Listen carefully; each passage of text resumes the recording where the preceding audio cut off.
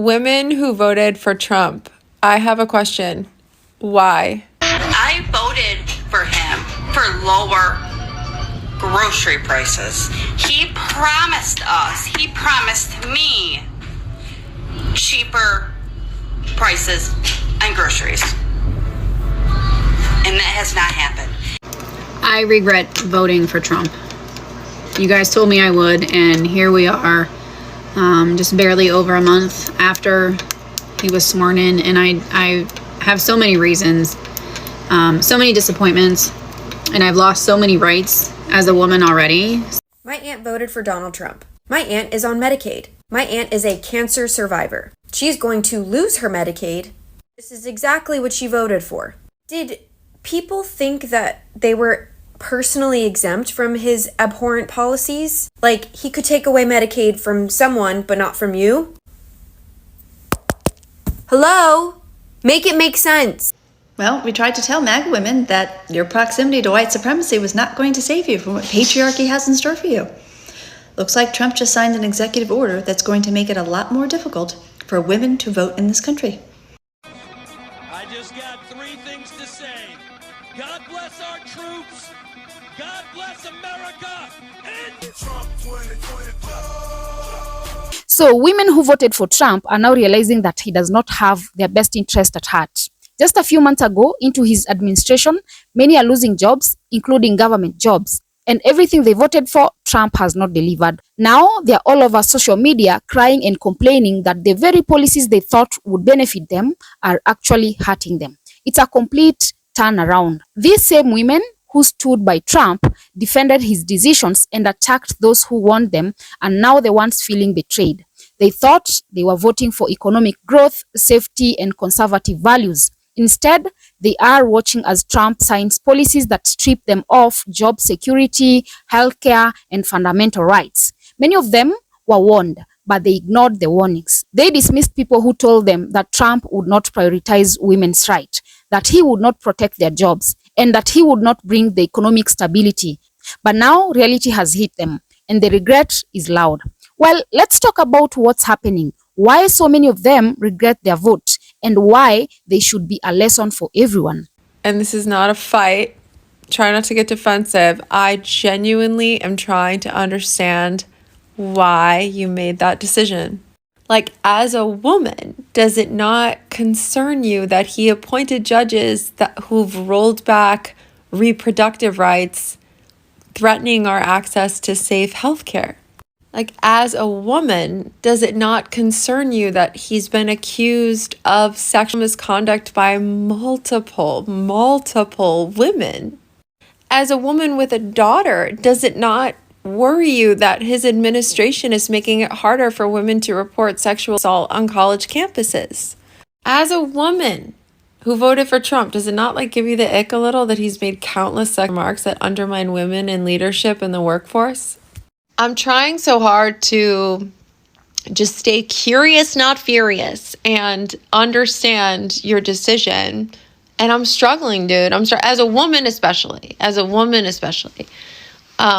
not actually that shocking that men voted for Trump. That actually doesn't surprise me. But the amount of women who did, I'm not going to lie, it was a little shocking. So I want to hear from you. Why did you vote for him? How were you able to look past all the things, just some of the things that I listed that are very much female issues?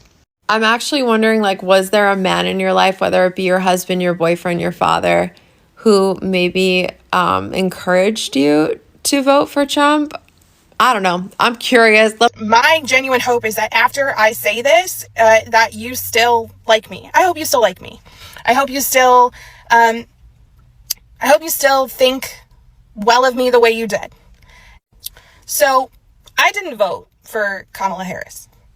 I voted for Trump. In other words, I really want you to still like me, even after I knowingly voted to make your lives much harder. And in many cases, my vote completely destroyed lives. And in some cases, my vote ended lives. And I know just how terrible my vote was, which is why I've been keeping it a secret this whole time. But I hope you still like me.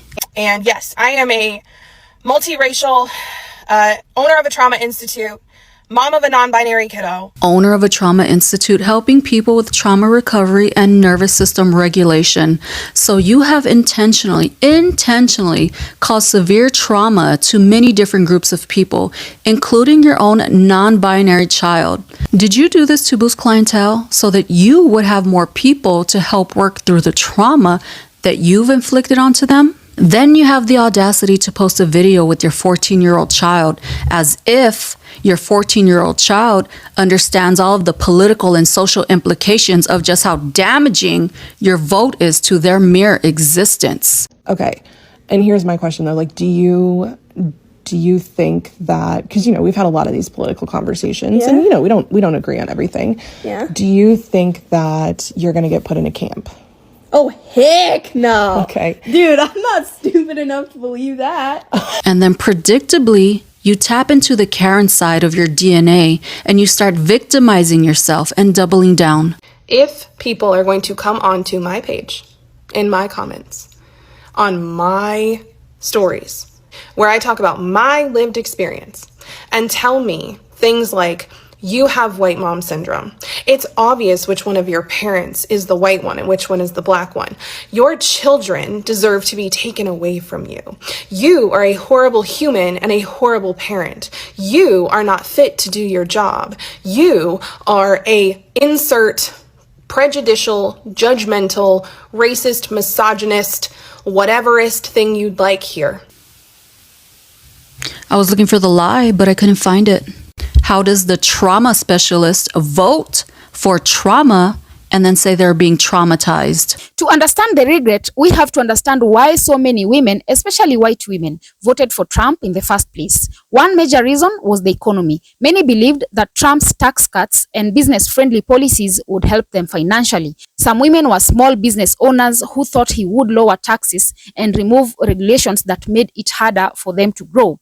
Others were working-class women who hoped that Trump would bring back jobs and raise wages. Another reason was immigration. Many of these women supported Trump's tough stance on immigration because they believed it would create more job opportunities for Americans. They thought that deporting undocumented workers would reduce crime and improve the economy. Then there was traditional values. Some conservative women believed that Trump would protect Christian values, enforce strict gender roles, and push back against liberal movements they disagreed with. They saw him as a leader who would fight against feminism, LGBTQ rights, and progressive education. And lastly, some simply voted against Democrats. They didn't necessarily love Trump, but they disliked the Democrat Party more. They felt that liberals were pushing woke agendas and wanted someone who would fight back.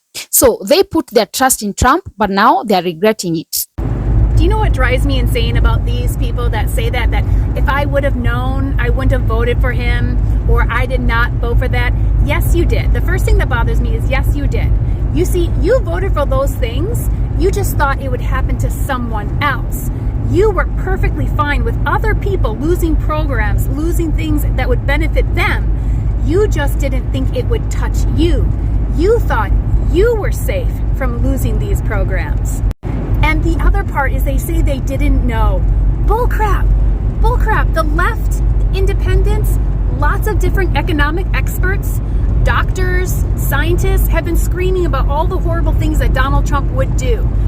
We told you about Project 2025. We told you how many times his name was listed in Project 2025. And we told you how many of his own staffers were in there as well or helped write it. But you guys didn't believe us. You guys said fake news. We tried to warn you.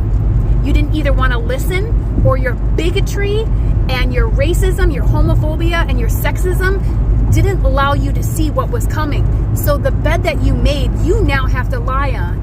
The sad thing is that so many of us are in the same bed with you, but we didn't vote that way. We knew that these things were going to happen. We knew that this was going to cause havoc for everybody. And look, I'm sorry for you. I feel horrible that you're going to lose all these benefits, but you did vote for this. So if you want something to change, I suggest you call your congressperson and tell them to put a leash on Donald Trump and stop him in Congress. I suggest, instead of just coming on this app and whining and complaining about what you yourself created, you call your representative and do something about it. Otherwise, we here on the left and independent, we don't care. We warned you. All my love. Y'all didn't punish Kamala Harris by not voting for her. Y'all punish people like me. Because while Kamala is powerful and well-connected and having a great time with her family right now, all the conversations I've had with my family revolve around what happens to me. In the next few days, I have to contact my lawyer and try to do an early DACA renewal, which we don't even know if it'll work because DHS has very strict regulations on how early you can submit your renewal. I have family members who have to pull together thousands of dollars to try to go from a temporary status to a permanent status. I have to have conversations with my boyfriend now about how our 2 to 3 year timeline is not going to work anymore, how we're going to need to expedite that in the next year or so. And that is all in the best case scenario that then let us keep our work permit and just let them expire. Because there is a world in which they decide that our work permit is just no longer valid. And before you try to say, oh, Trump won't really do that, yes, he will. He already tried. The Supreme Court said that he didn't go about it the right way. So he knows exactly what to do this time around. Going into the election, I heard, oh, we have to teach the left a lesson. I'm sure they're going to learn a thing or two. At the end of the day, I'm one of the first ones in the chopping block. Not Kamala Harris and not the Democratic Party. The biggest question is, why are they regretting their vote? The regret is everywhere. Women are posting emotional videos, writing long Facebook rants, and even speaking to news outlets about how disappointed they are. But why? Why is that the case? What exactly has Trump done that has made them feel betrayed? Well, one of the biggest reasons for regret is job losses. Women who believed that Trump would create jobs are now the ones losing them. Trump's cuts to government funding have resulted in federal workers being laid off. Many women who worked in government agencies, especially those in education, social services, and healthcare, have been let go. Another issue is his decision to eliminate diversity, equity, and inclusion programs. Some women worked in these programs believing they were important for fair treatment and workplace equality, but now Trump's cuts have led to their position being completely erased. Women in industries like teaching and healthcare are also struggling. Trump has repeatedly attacked unions, making it harder for workers, especially women, to demand fair wages and better working conditions. Many of these women were so focused on voting for Trump to keep immigrants out that they didn't realize his economic policies would also take their own jobs away. Another major issue that has hit these women hard is Trump's attack on reproductive rights. Trump's administration has supported strict abortion bans, and many states have followed by enforcing extreme restrictions. Now, women in certain states are unable to get abortions, even in cases of rape or medical emergencies. Funding for Planned Parenthood has been cut, which means fewer resources for birth control, cancer screening, and maternal health care. Some of these women never thought how these cuts would affect them until now, when they need these services and realize they are no longer available. It's a harsh wake-up call. Many women voted for Trump believing abortion restrictions wouldn't affect them. But now they see that these policies impact all women, regardless of their political beliefs. Trump's harsh immigration policies were one of the main reasons women voted for him. They believe that cracking down on undocumented immigrants would help them and their families. But now they're realizing that his policies have backfired in ways they didn't expect. Some of these women relied on immigrant workers for childcare, housekeeping, and elderly care. Now, with these mass deportations happening, they are struggling to find affordable help. Others have seen how Trump's policies have hurt industries like restaurants, healthcare, and agriculture sectors that many women work in. Deporting immigrants have created labor shortages, leading to rising costs and job instability. And then there are the Latino women who voted for Trump. Some of them believed his immigration policies wouldn't affect them personally, but now they're watching as their own friends and family members are being deported. The regret is real. Trump's policies have eliminated or weakened many social programs that women depend on. Cuts to food stamps have left many single mothers struggling to feed their kids. Funding reductions for Medicaid have made it harder for women to access affordable healthcare. Less funding for education has hurt women who work as teachers and those who have children in public schools. Women who thought Trump was going to protect their families are now seeing that his decisions are making their lives harder, not better. If you go on social media, you will find countless videos of women crying and admitting they made a mistake. One woman wrote, "I thought I was voting for a leader who would make America better. Instead, I voted for someone who made my life worse." Another woman posted a tearful video saying, "I lost my job, I lost my healthcare, and I feel like I lost my rights. I regret my vote more than anything." The realization is hitting hard. Many of them are now understanding that Trump never cared about them. There are important lessons to take from this situation. 1. Do your research before voting. Too many people vote based on emotion, not facts. These women ignored warning signs and focused only on what they wanted to believe. 2. Don't assume politics won't affect you. Some women thought that policies about abortion, jobs, and immigration wouldn't impact them personally. Now they see that every policy matters. 3. Hold politicians accountable. Instead of blindly following a politician, people need to demand results. Trump made many promises, but now his own supporters are realizing he didn't deliver. Women who voted for Trump are now regretting their decision. They thought he would protect them, but instead, they lost their jobs, healthcare, and rights. The crying videos on social media are a proof that many of them didn't think ahead before voting. This is a wake-up call. Before supporting any leader, people need to think critically, ask questions, and pay attention to policies, not just promises. So guys, let me ask you, do you feel bad for these women, or do you think they should have seen this coming? Well, let me know your thoughts on the comments, and also remember to subscribe, like, and share as well. And until next time, bye-bye.